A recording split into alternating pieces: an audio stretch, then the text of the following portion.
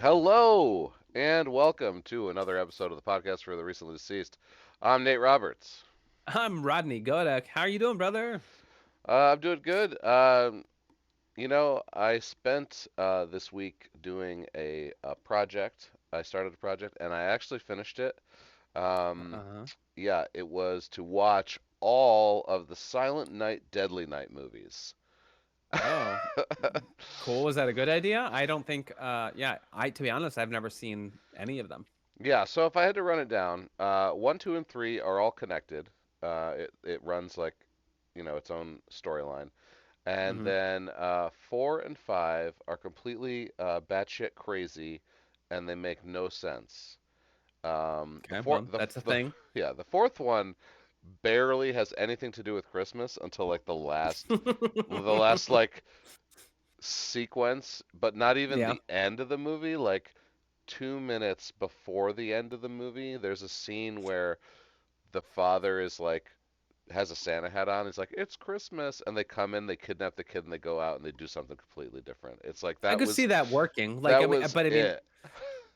that could make sense. That's like, oh, you didn't realize it's been Christmas this whole time, so the horrific acts are like, more weight because everyone was about to have Christmas, Yeah, maybe. yeah. So I don't know. Like, all right, I'm gonna run down the Silent Night, Deadly Night before we get started tonight, real quick. Um, First movie, Santa kills the kid's parents. He grows up to dress as Santa and go on a spree and kill a bunch of people. End of the movie. Pretty okay. Your average like 80s slasher Slasher. type, but Yeah. it's more of a spree, not a slasher. It happens in one night. Mm-hmm. Well, the end kind of happens in one night. Uh, this was a controversial movie when it came out. Now I could see that for a couple Mm-hmm. reasons. It was like I think this was the first time Santa Claus was the killer. Um, this was also there was like two implied rapes that like got interrupted by murder.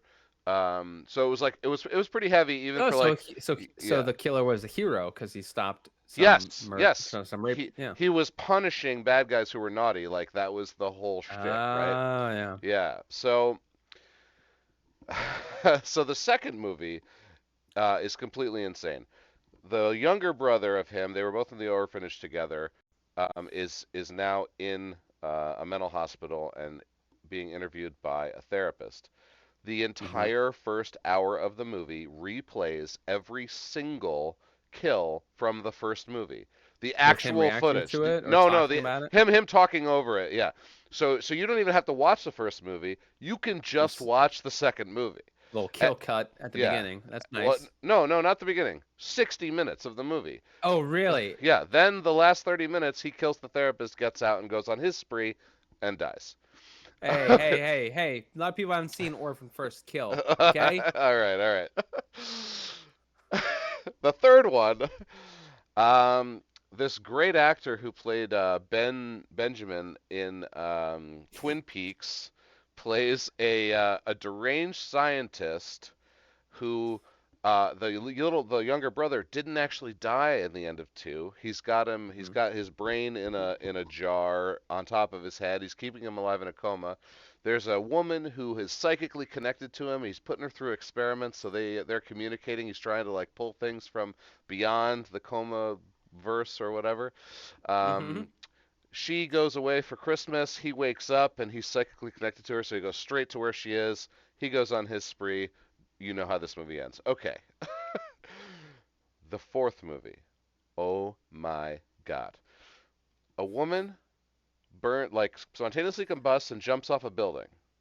The Okay. main character is a woman who is like a classifieds person at a newspaper and wants her big break, and is sleeping with a reporter. So she's like, "Hey, put in a good word for me. I wanted to take care. I want to do this spontaneously combust suicide thing."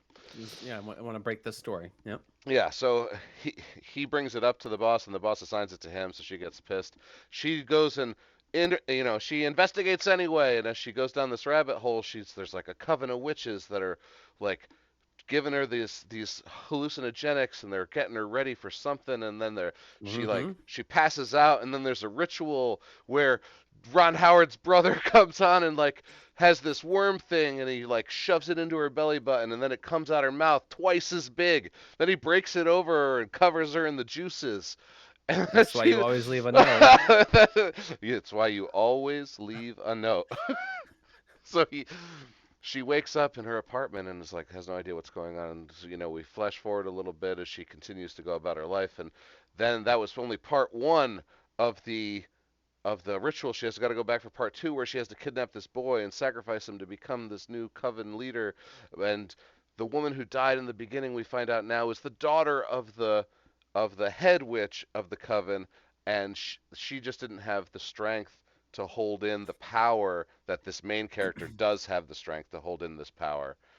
Hmm. Um, so That all sounds fun. So Like so I yeah like so that. so we get in there, and then the second part of the ritual, there's goo everywhere, and it's there. The witches are all around, and fucking Ron Howard's brother's got this big fucking nose mask on, and he rapes her, and there's all sorts of crazy stuff happening. And they go in, and eventually they go into this guy's house where it's Christmas. And they kidnap his son, and then they go back onto the roof of some building somewhere where she's got to cut him open to finish the thing. But she kills the witch, and the witch Hmm. dies. And okay, that movie's over. And okay, so this movie was fucking awesome. Like weird as hell, great practical effects. Any Ron Howard's brother, I can never Four. remember his name. Yeah. You just love seeing him in anything. Um, Crazy ass weird movie. Yeah, four. So Silent Night, Deadly Night 4, definitely worth the watch. Five is a toy maker is making turning toys into to deadly versions of them. Okay. Puppet Master. Yeah, yeah, and Gotcha. he's spreading them out. He's giving them out to kids. Kids are dying. Parents are dying. The Small mom, Soldiers. yeah, Puppet Master. yeah. The main character's kid gets kidnapped. She goes off to find him. She goes to the toy warehouse. It couldn't possibly be the character's name is Joe Pedo. It, it couldn't possibly be Joe. He's such a nice man. She gets there and it's Joe and he's crazy and they fight and then his face pops off and he puts a different face on and it's Joe's son. Joe's son who was never human. Joe's son who was a big robot toy created by Joe and ended up killing Joe and having to replace him, so that nobody knew he was Yeah. dead. And he And and then it, and did it they was ask him why he had that gun in his hand? I don't get that reference. I wish I did. Is he was gonna go talk to his old lady because she was Oh, sleeping with another man. yeah, yeah. Yes. So I mean, all of So these movies, is there more concluding to that? no, Is no, no. That's it. Geppetto that Five is okay, terrible. yeah. Throw five in the garbage. One's pretty good standalone, but I think like two and three together are like weird and wacky enough to kind of enjoy. And the Hmm. fourth one is just great. And don't think of the fourth one as part of the series because you Yeah. like Season of the Witch, Halloween 3, Silent Night, Deadly Night 4, you can just watch it. It's totally Oh. fine. Yeah. Yeah, well, I heard the original creators of Silent Night, Deadly Night didn't mean for it to always be Christmas. They kind of wanted it to like be different seasons and different holidays, much like John Carpenter and Deborah Hill. Yes. They wanted to do an anthology of several different kind of Silent Night, Deadly Nights. Just they didn't realize, you know, that was a song because they're Jewish and they didn't know Yeah. the people They did that made that one. right. Yeah, no, that's exactly what happened, I think. Yeah, because they So, wanted to, sorry to begin the episode with fantasize killing such a long Catholics and Christians. yeah, with such a long digression. But they're all on Shutter and AMC Plus, and so you can get them all through Amazon right now. Um, Cool. I yeah, shall do it. All right. So, we are the podcast for the recently deceased. Tonight, we're going to be yeah, talking about GATLOPP, and our format is going to be a relatively brief overview, broad strokes of the film, and we're going to culminate that little conversation, maybe 5 minutes with a score rating from 1 to 10, 1 being awful garbage and 10 being wonderful. So if we're talking Silent Night, Deadly Night, then we're saying the one would be Silent Night, Deadly Night 5, and a 10 would be, Silent Night, 1 Deadly slash Night 4. 4. Yeah, absolutely. So, and then afterwards, we'll get into a heavy spoiler laden conversation. And tonight's movie is Gatlop, Nate. So why don't you give us a rundown, a GATLOPP. summary of Gatlop? A summary of GATLOPP. All right, let me. Yeah, get to the second page of IMDb because the first page doesn't fit the whole summary.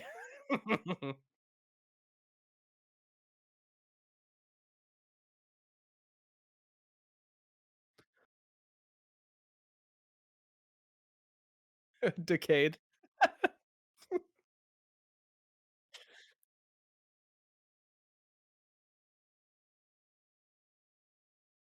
game.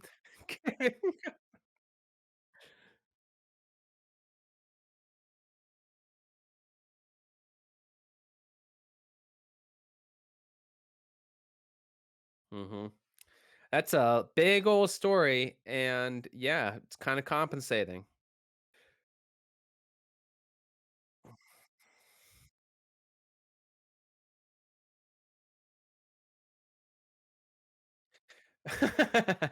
Well, yeah, I mean, like, so I feel like it's wants to try to make sure that you really get it. It doesn't want to, like, I don't know, lead you astray into thinking that you might like. It just wants to be upfront, like, this is it. This is all it's gonna be. Maybe even a little bit less. We're kind of because yeah, this it's not, it doesn't really live up to the genre headliners that are on its IMDb of being a comedy horror. So it's been a little while. Comedy horror is not something that is well known, and we've been kind of wanting to feel the fun and excitement that we've received with comedy horrors.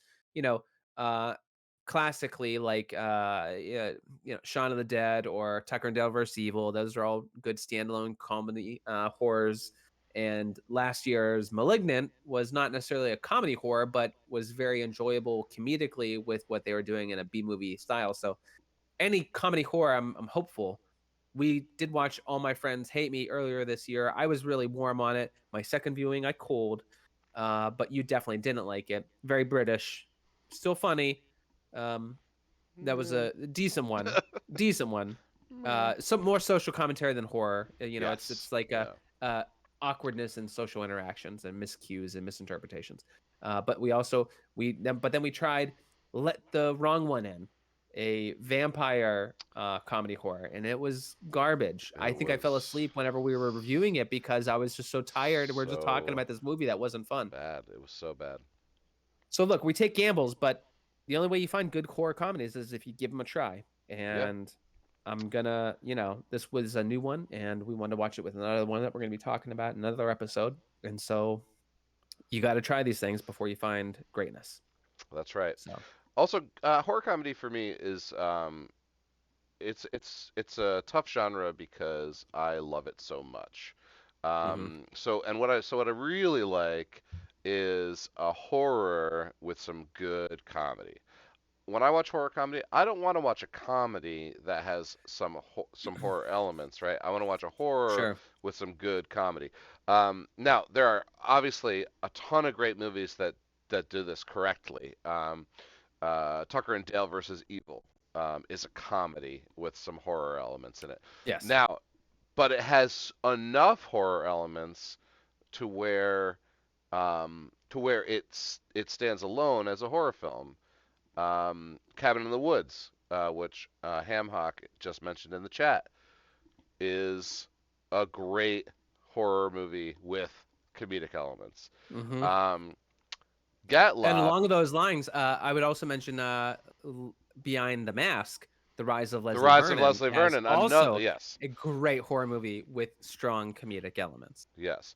Now Uh, Gatlop is first and foremost a comedy about yeah, friends playing a drinking game, just like it says. As far as yes, the horror elements are concerned, they are less than few and far between. I think there's 3 scenes in the movie that you could even consider, as horror. right. Now, as a movie, I enjoyed this movie. It was a fine movie. as a horror comedy, being billed as a horror comedy, and me reviewing it for this channel, I can't give it a good review. Hmm. So take it out of the horror comedy genre. Call it a comedy. Throw it on the shelf. It's probably like a six. Uh, Today, as a horror comedy, I'm gonna give it a four. Okay. I'm landing at a 5 with Gatlop. Because it was fine. I didn't hate that I watched it. I get that it definitely isn't a horror comedy, but I think that the film, it attempts to be something, and it kind of touches upon a good movie, a good horror or a good comedy from time to time with the interactions. And it's like it's not an ensemble movie because there's only four for the most part, no name actors, even though they each have roles in other popular things. But these are D-list type celebs, or actors that are fledglings in their field. It doesn't ever consistently hit a groove. It every now and then touches it, and it like has a tempo or a pace to it that it finds from time to time, but then like it skips and it jumps somewhere else, and it doesn't always maintain its speed and its the way that it's propelling the narrative and the scenes. And there's a couple missteps, and they kind of take you out of it. It doesn't build. It's sort of a bunch of peaks and valleys, with a relatively fine conclusion, but leaning too heavy on sentimentality and the emotion, uh, which is fine, but sort of out of place in this kind of raunchy, almost horror comedy. So it's like unfulfilling by the end of it. And so yeah, I landed at a 5 because it's still a fine movie. I don't think it does things that make it unwatchable or hateable. I respect the 4 because it doesn't hit horror. So that's where I'm at with it. A 5. Okay, so at this point, we will move on to the spoiler-laden conversation. If you have not seen Gatlop or don't care about spoilers, um, Spoilers. make your decision on whether to stay or go. But come back later after you've seen the movie and check out the rest of the episode. Yeah, just stay and listen to us. It's fine. You can Or skip this just one. yeah, you don't have to watch this movie. Just watch So the yeah, episode. Gallup. Okay. I mean, the movie, it starts off. Lead character protagonist is going through a divorce, and his friends all kind of happenstancely get together to kind of have like a party or try to like a mood improver, like get away from your problem type thing. And I say happenstance because two of the other friends that they have are in different parts of their life with filmmaking. One's a producer, one's an actor, and they don't really plan on staying for the night to drink Right. with the two guys that seem to be better buddies out of the group of four. And Right. so, but they find themselves there together, and then like things happen that force them to stay. And because they're staying, the guy's like, I got this game. It's from this credenza that I got from a friend or whatever. We're going to play it. It's going to be fun. And then it starts, and like things just unfold. I think it's pretty quickly that it gets to the fact that Yeah. they're going to play a game, and it's going to be a game that is obviously.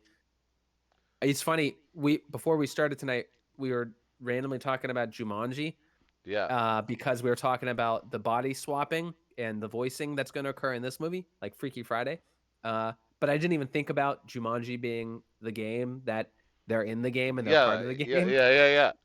It's That's just kind what. of like horror Jumanji, Yeah, it's but horror not Jumanji. as cool as that sounds Uh, like it could be. yes. Right. Exactly. That's a Now, great way to now describe I'm it. really upset because I want horror Horror Jumanji. Jumanji. Right. Damn it. um. Fucking Yes. Jack So Black doing horror Jumanji. horror Get Jack Jumanji. Black. Get fucking Chris Tucker to be the or Chris Rock. I don't know. He was just in Spiral, so I don't Yeah. know. But There you like go. funny black actor with Jack Black as funny fat white actor, and Or just then get and The Rock is great, right? Come on. I'll put him in anything. yeah I know the Rock, but can he do horror? I don't know. I Oh, mean, he could right. do what he could do. The Rock. He's Who's the guy that does like who's the muscular guy that does uh horror type stuff or could do horror? I don't know. mm, At any rate, horror yeah. Jumanji would be awesome. Horror We gotta. Jumanji. That's what we want. Alex Garland, get to work. Uh, Terry Crews. Yes. Thank you, Ham Hock. Terry Crews replaces The Rock in horror Jumanji. That's Uh, a pretty cool one. Yeah. yes. Okay. So as you just kind of broad stroked there, I really liked the setup for this movie. I thought, Yeah. 20 minutes in, like we've gotten to know all the friends with a little bit of backstory for everybody. Mhm. They've got great chemistry. Like this movie has a lot of things going for it early on. They start to play the game. The game seems like a kind of annoying truth or dare with the cards, and then all of a sudden it gets a little spooky because the cards know things that it can't, and then Right. it calls one of them by name eventually, and then they're like, oh shit! Like when that happens, this is real. And then the next big thing is, I believe the main character gets sent to hell for like a minute. Mm-hmm. Mm-hmm. Yeah. uh, um, because she it's up to her to punish him, and she just yells, "Oh, go to hell!" because they're fighting. Yeah. Because through the whole movie, obviously these friends are bringing up things from their past. They have these histories with each other and can inside jokes as well. So there's all sorts of stuff going on. Like the drama is high. Peaks and Mm-hmm. valleys, just as Rodney said during the review. Yeah, Um, they work really well as a group. They play off one yeah, another well. It's believable, as kind of silly as it might seem with this group, because it kind of hits all of the diversity boxes to them for the most part, and it's kind of like, okay, but it's believable. It's just like this idea of apartment and these Polaroids that they've taken and they're plastered on the wall, and they reminisce about all the fun times that they've had and how they've grown over the past 10 years. And the lead character is just thinking about being in this unhealthy relationship that really wrecked a lot of the relationships that he did have with his friends, and all the things that happened, that snowballed and led them to where they're at tonight. Like, it's the way that they talk about it. It's very viable as a background to all of them, and I do enjoy all of that. And the way that they interact is good with the game and with each other, because it's playing games. So, like, we've been at tables playing games with friends, and there's a certain camaraderie and funness to that experience, where you're laughing about all kinds of things, and having really high highs. And especially whenever you're drinking, things get out of control and are fun. It really works on all those levels. It's just the stakes and the way that they go through these horrific, if we can say, if that's a fair word to say, not really, but these events, um, it just they don't lead anywhere. They don't do anything fun and exciting with everything that's going on. And when I said earlier, the sentimentality, like this idea of the ex and um, bad blood between the friends because someone saw something but didn't say something at a party with the wife and with the other friend. It's like, but then in the end, it doesn't really matter, because you're divorcing her because she's a bad person anyway. So I'm not really mad at you. And then the other two friends kind of interested. It's like, all these yeah, sordid relationshipy type things that they have. They just kind of pour out through the events of the game. The game's just kind of like the vehicle to get them to deal with their shit. yeah. The game seems like it could be a cool, exciting entity to make them experience some really crazy shit, but it never does. It never goes there. Like it literally just brings I think Patrick um through the healing grieving process whatever, and gets him all the way. Paul. Paul gets him all the way to acceptance, Hmm. and that's kind of all it does. Yeah. The game should have been a character, and yeah, like you said, it was more of a vehicle. They had this great, you know chance to, Hmm. to pop up a fucking orc in the guy's living room and have them all have to kill it together, to do crazy, crazy stuff, Yeah. and they didn't. They sent Paul to hell. They had an arrow come out of nowhere and hit Cliff in the I leg. thought of so, like, okay, party games and horror movies, like, so Ready or Not, kind of a party Sure. game horror, because the game that they're playing is murder someone. Yeah. And I don't remember if you watched it. I think I recommended it. I think you did end Oh, up seeing I did Would You watch it. Rather? Would you rather? Yeah. That movie was Amazing. fucking With the awesome. with the formidable and amazing Jeffrey Combs as the host of this event. Yeah, like those are tasks that you drew from a card that you had to do. They could have been having to do crazy fucked up things to each other for one another or answer them in some kind of way, or else this is going to happen. The movie just never it it was false pretenses with why we watched it, horror Yeah, comedy, and like it could have done that, but it was never interested in doing that. So yeah. it's It not the was like movie's fault. the It's movie was just like what I wanted to see. it was like, It's hey, it's horror Jumanji, and you're like, oh no, it's not. It's like four yeah. friends like dealing with their feelings. Come Yeah, on. someone says, "Hey, we're having a party over at our place tonight, man." And you're like, and in your head, you're thinking, there's gonna be drugs, or there's gonna be booze, there's gonna be fucking maybe some pizza or some cool food, but probably not. Just cool music, cool people, and cool drinks." And then you get there, and it's like, they're like, "Oh yeah, we're putting on a movie," and they're just gonna sit and watch a movie. Like, no, that's not a fucking like we're not. That's not a party, man. Yeah, you said Yeah, party. You yeah, said that's party. not a What the party. fuck? Like There ain't you even a just like meat and cheese platter here. or like you go to someone like in high school and college, charcuterie, what the fuck?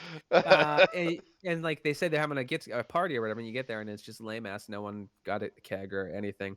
And again, not that it has to revolve around drinking, but it's what you picture because that's what everyone's thinking about when you're coming of age. Like, come on. So that's what this movie was. It was like, oh, it's gonna be a horror comedy. There's a game. Their friends getting together, and something's gonna happen, but it never happens. It's fine in its own right. It's just not what I wanted. It's good food. It's just not the pizza that I was craving. Yeah, I yeah, mean, kudos to PBR that they're drinking PBR during the fucking party. That's cool. I'm a yeah. PBR fan. Sure, sure. Yeah. I mean, I don't I don't know what else to say about it besides the gotcha at the end is was kind of funny, I guess. Horror movies have to have that twist where Oh, with the the where the with where the the X. arm comes up out of the ground and the thing's still alive or whatever. So yeah, the X is X. The X is now X. They're at his house and he like tells the friends to wait a minute so he can run inside and he Yeah, he has to because go he's sign the divorce yeah, paperwork. because he's having a party. So he runs inside and he goes, "Hey," and he gives him the game. He gives him GATLOPP. So that's like the gotcha. And you know, the climax was pretty weak, and you Yeah, know, they dealt with their shit. They became out to be better friends, and it's a happy ending type right? thing. Paul completes the hero's journey. Hmm. And that's kind of it. So So yeah, it's I would very, very missable. Don't feel yeah. bad. We shoulder these burdens so that you do not So that have you to, yeah. and so that we can come across the amazing gems, which I think will be on our future. I can see one on the horizon just now, and it's going to be awesome. So Oh you yeah. got to stick it out for the Yes. good stuff. Yes. For anyone watching, we'll be back in about 5 whole minutes with another episode. Gatlop, I gave it a 4. I landed at a 5 for Gatlop. Hell of a game, not a hell of a movie. All right.